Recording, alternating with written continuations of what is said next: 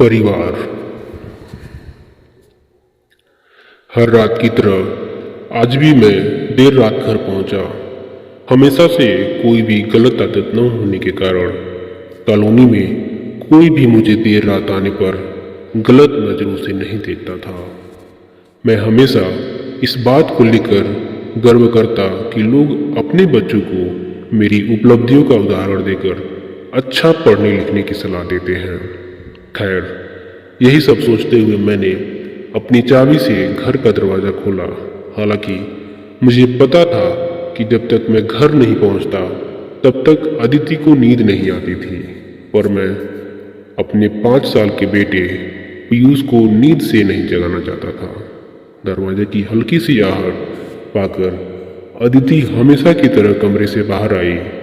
तब तक मैं मुंह हाथ धोने बाथरूम की तरफ जा चुका था, और हमेशा की तरह अदिति खाना गर्म करने किचन में चली गई। हर रोज ऐसा ही होता था।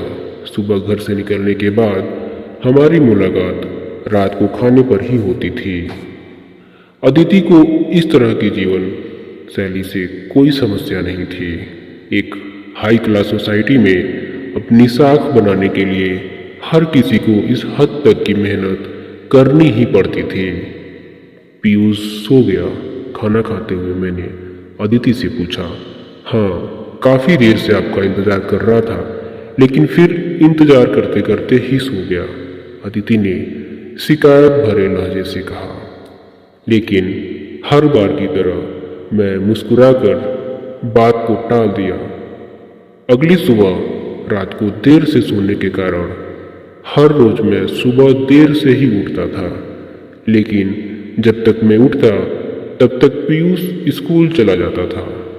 पीयूष की हमेशा से शिकायत रहती कि मैं उसे कभी बाहर घुमाने नहीं ले जाता, और शायद इसी बात को लेकर वो मुझसे नाराज भी था। हमेशा की तरह मैंने उठकर अदिति को आवाज़ लगाई और बाथरूम में घुस गया।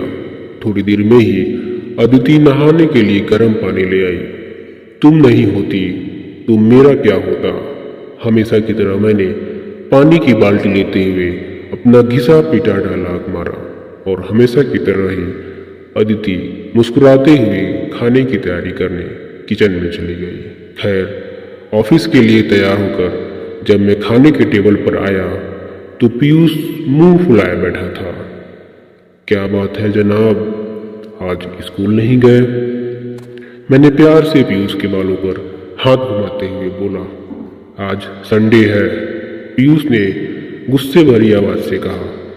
काम की भागदौड़ में मैं यह भी भूल गया था कि आज रविवार है, और आज दिन में मैंने पीयूष के साथ मूवी जाने का वादा किया था, लेकिन आज तो मुझे क्लाइंट मीटिंग के लिए ऑफिस जाना था। मुझे ऑफिस जाता देख पीयूष को अपना मूवी प्लान खतरे में पड़ता दिखाई दे रहा था, और शायद इसीलिए वो मुझसे गुस्से से बात कर रहा था। पापा, आप 1 घंटे के कितने पैसे कमा लेते हो? अचानक पीयूष ने पूछा। पीयूष ने पहले कभी इस तरह रवैये से मुझसे बात नहीं की थी। शायद गुस्से में उसने ऐसा कह दिया। लगभग 1000 रुपये, मैंने कहा। क्या आप मुझे 500 रुपये उधार दे सकते हो? पीयूष ने कहा। लेकिन तुम्हें पैसे क्यों चाहिए? मैंने थोड़ा गंभीर होते हुए पूछा। मुझे चाहिए, पीयूष ने बनावटी मुंह बनाते हुए कहा। खैर, मैंने पीयूष को 500 रुपये दे दिए। पीयूष उठा और अंदर से अपनी गुल्लक ले आया। पीयूष ने अपनी गुल्लक से 500 रुपये निकालकर 1000 रुपये मेरे हाथ में रखते हुए कहा, क्या आप कल मुझे आपका 1 घंटा दे सकते हैं? मुझे आपके साथ बैठकर खाना खाना है। बहुत बिगाड़ रखा है तुम्हारी मम्मी ने तुम्हें। पीयूष की इस हरकत पर मैंने गुस्से से पीयूष को एक थप्पड़ लगाते हुए कहा। आज ऑफिस जाते हुए मेरे मन में बस यही सोच रहा था कि इस भाग दौड़ भरी जिंदगी में क्या सब कुछ खरीदा जा सकता है। हालांकि मैं भी तो पीयूष को यही सिखा रहा था।